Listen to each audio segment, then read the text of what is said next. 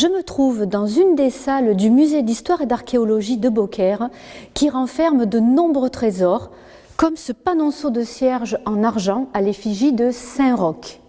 Saint-Roch était un des personnages qu'on priait notamment lors des épidémies de peste. Et cette année 2020, on célèbre malheureusement les 300 ans de la grande peste de 1720 qui a touché entre autres Beaucaire, mais plus largement la Provence. Alors, qu'est-ce qui s'est passé? Un bateau aborde le port de Marseille au mois de mai 1720, c'est le Grand Saint-Antoine. Il est chargé de tissus, de balles de coton, mais il y a une suspicion d'épidémie sur le bateau.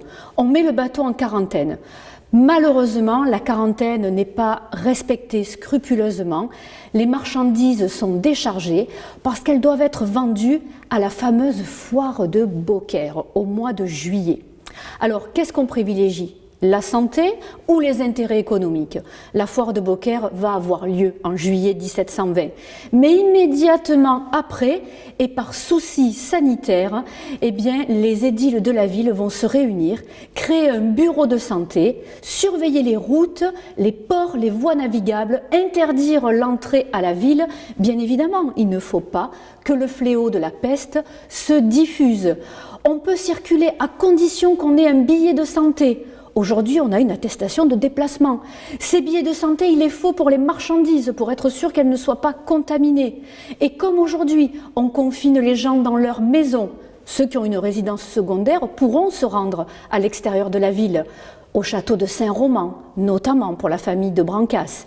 On ferme les écoles, on désinfecte les rues, on désinfecte les marchandises, on se lave les mains avec du vinaigre et on va même jusqu'à désinfecter les papiers avec ce même produit.